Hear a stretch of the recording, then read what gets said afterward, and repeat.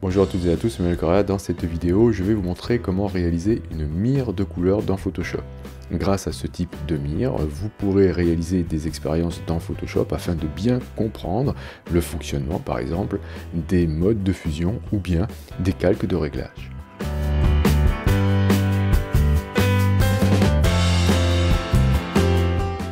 Bien, je vais commencer par faire un document qui fait 1100 pixels de large sur 1100 pixels de côté. Donc voilà, 1100 sur 1100, donc un carré. La résolution, je vais la laisser à 72, bien sûr en RGB. Je vais choisir ici l'espace colorimétrique sRGB, mais si vous avez l'habitude de travailler dans un autre espace de couleur, je vous conseille de travailler avec votre espace de couleur favori, Adobe RGB 98 ou Profoto par exemple.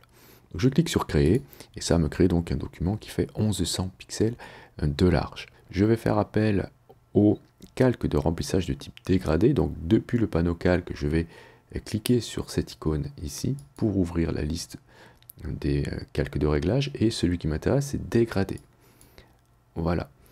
Je vais ensuite cliquer sur le dégradé, choisir dans la liste un dégradé noir et blanc si j'en ai un, sinon si j'en ai pas un, eh bien vérifiez que vous avez ici les deux arrêts de couleur qui sont en noir avec une opacité de 100 et ensuite le premier arrêt de couleur ici vous allez le sélectionner en cliquant dessus, donc l'arrêt du bas, vous cliquez sur le rectangle et vous allez bien placer le curseur dans les noirs, vérifiez que vous avez en R, V et B la valeur de 0.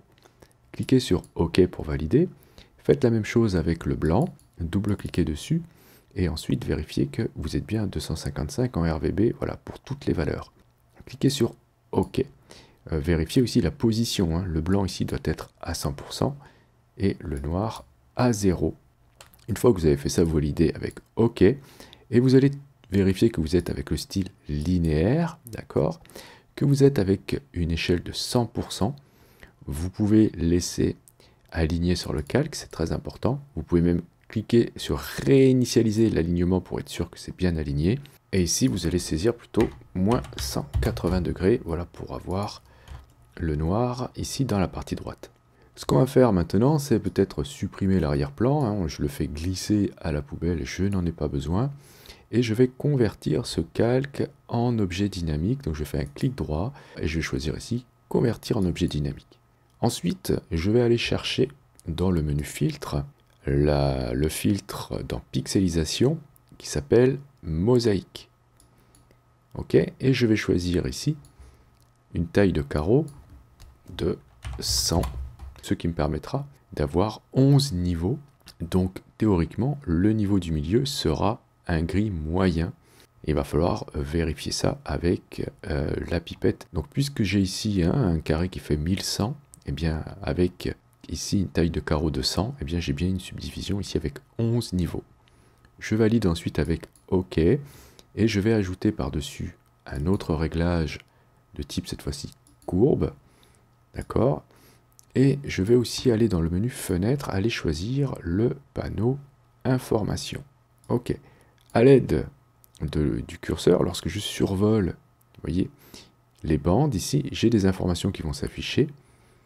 Et je vais choisir dans les options de panneau, donc je vais dans le menu du panneau, options de panneau, vous pouvez choisir que la première lecture est par exemple en RGB et on va dire que la deuxième lecture sera en TSL, donc teinte, saturation, luminosité. Je valide avec OK. Donc vous voyez ici j'ai deux informations possibles.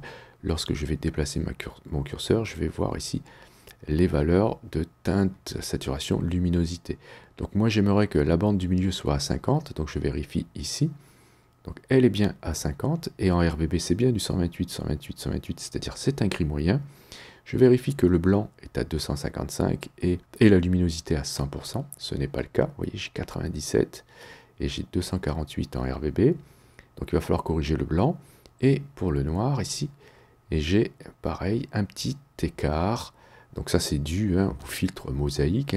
Sur un dégradé, eh bien, il a fait la moyenne sur un carré de 100 et il obtient voilà, des valeurs approximatives. Donc on va corriger tout ça et au lieu de devoir passer le curseur sur chaque bande, je vais aller ici dans le même groupe que la pipette, faire un clic droit, choisir ici échantillonnage de couleurs et je vais poser ici, tac, un premier point, un deuxième ici sur le milieu et un deuxième sur la dernière bande.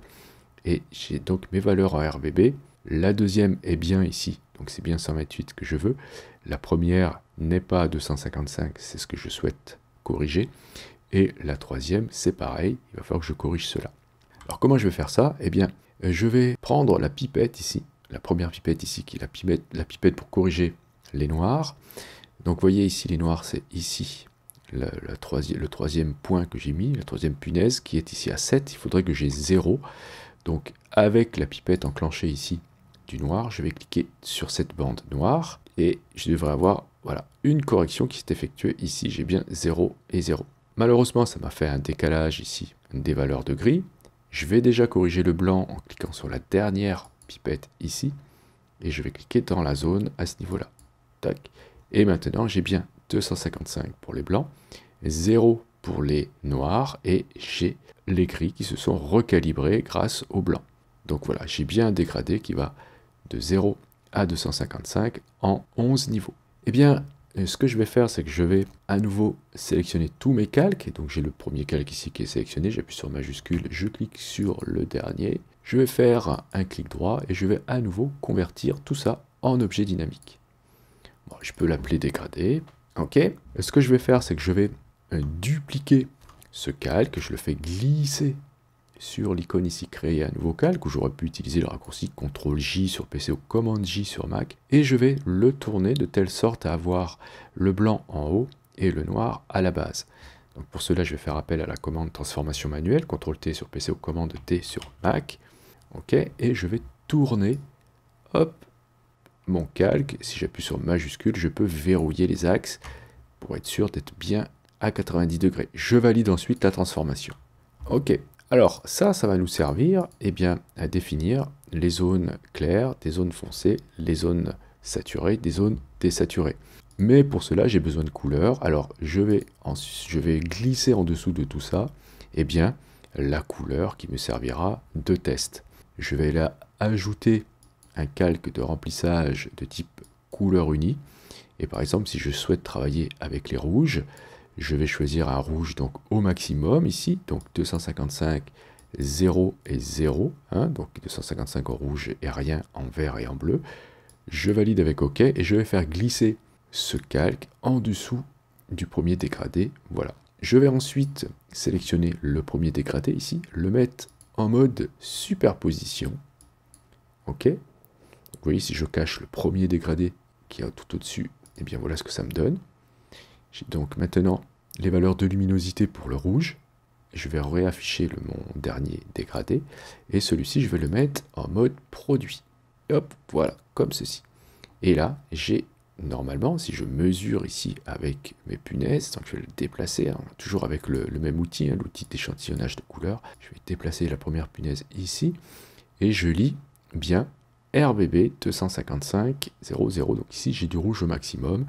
Et si je place le deuxième, ici, je devrais avoir, ici, pour la luminosité, quelque chose de moyen, vous voyez. En RVB, ici, j'ai bien 128, 128. Je peux même regarder en TSL ce que ça donne. Je clique sur la petite flèche qui est sous la pipette ici.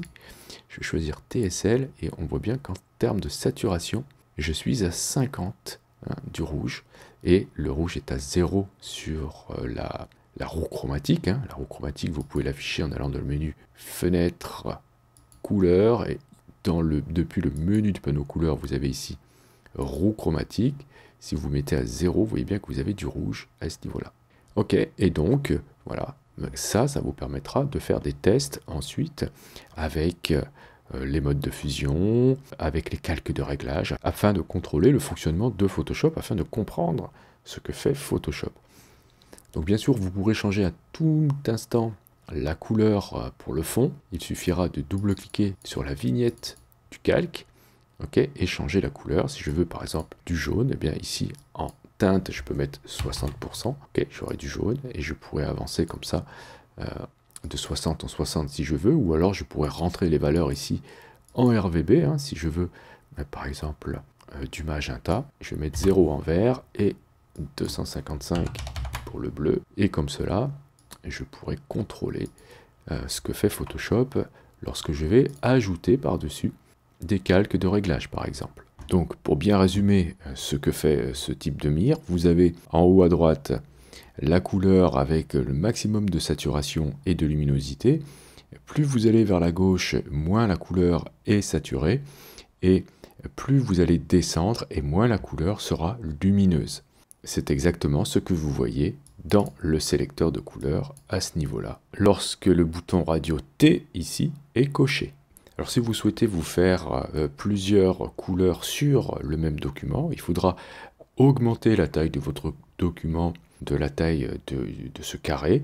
Vous allez dans Images, taille de la zone de travail. Vous vous mettez ici en relatif. Si vous souhaitez agrandir votre page, par exemple sur la droite, vous cliquez sur cette flèche-là. Et ici, vous allez indiquer en largeur, par exemple, 1100, si vous ajoutez un autre carré, ou alors le double si vous en ajoutez deux. Par exemple, si je mets bien sûr 2200, je valide avec OK. Attention, le fond ici que vous voyez, c'est la couleur de notre calque de réglage. Alors, soit vous masquez cette zone avec un masque, soit alors vous utilisez plutôt une forme vectorielle de la couleur que vous souhaitez. Alors pour faire ça, très simple, vous prenez l'outil ici, rectangle, vous allez vérifier que vous êtes avec une forme vectorielle ici, que vous n'avez pas de fond, et vous allez ensuite cliquer sur le rectangle, choisir depuis le sélecteur de couleurs la couleur que vous souhaitez. Allez, on va dire que cette fois-ci, je le mets en rouge, et je vais faire un clic simple dans mon document. Je vais rentrer ensuite les valeurs de la taille de ce rectangle, 1100, 1100, je valide, je fais en sorte que ce rectangle soit bien placé en dessous de mes calques et au-dessus du calque de remplissage de type couleur unie, et je vais ensuite le placer correctement sur les bords. Alors vérifiez avec les repères commentés que vous êtes bien aligné, et ensuite vous pourrez sélectionner l'ensemble de ces calques, les dégradés plus votre carré, vous les groupez, CTRL-G sur PC, COMMAND-G sur Mac, vous avez donc un premier groupe. Vous pouvez, si vous voulez, mettre le fond plutôt en noir, ça fatiguera moins les yeux, ou légèrement en gris très foncé, comme ceci. Voilà, et vous pourrez ensuite copier ce groupe. Vous utilisez la touche Alt enfoncée lorsque vous déplacez avec l'outil de déplacement qui est le premier outil ici. Vous pouvez faire une sélection automatique avec l'outil de déplacement au niveau du groupe, ce qui vous permettra de facilement sélectionner votre groupe. Vous appuyez sur Alt, vous le déplacez et vous allez ensuite, alors si vous voulez plus de place et si vous voulez une espèce de gouttière entre, mais il faudra prendre en compte cet espacement lorsque vous utilisez la commande taille de la zone de travail, bien sûr. Donc ici je vais en faire que 3, mais on pourrait en faire autant que l'on veut. Et ensuite, vous ouvrez le groupe et vous changez la couleur de votre rectangle avec le panneau propriété. Voilà, ici vous avez la couleur. Donc admettons que je souhaite maintenant avoir sur celui-ci un bleu en maxi. Donc tout dans le bleu et rien dans les autres canaux. Voilà, donc j'ai bien celui-ci qui est en bleu et je pourrais mettre celui-ci en vert, pourquoi pas. Et j'obtiens donc une mire avec du rouge, du vert et du bleu. Donc voilà pour ce tuto sur comment faire une mosaïque de couleurs afin de contrôler le fonctionnement de Photoshop. Je vous remercie d'avoir suivi cette vidéo. Comme d'habitude, si vous avez des questions, n'hésitez pas à le faire dans les commentaires. Si vous souhaitez soutenir cette chaîne, vous pouvez cliquer sur j'aime. Vous pouvez aussi partager, c'est hyper important pour la visibilité de la chaîne. Si vous souhaitez aller plus loin, vous pouvez cliquer sur le lien Utip présent dans la description de la chaîne. Et si vous n'êtes pas encore abonné, bien sûr, n'oubliez pas de cliquer sur abonnez-vous et n'oubliez pas non plus la petite clochette pour être averti des prochains cours ou des prochains tutos. Et justement, on se dit à la prochaine pour un autre cours ou pour un autre tuto.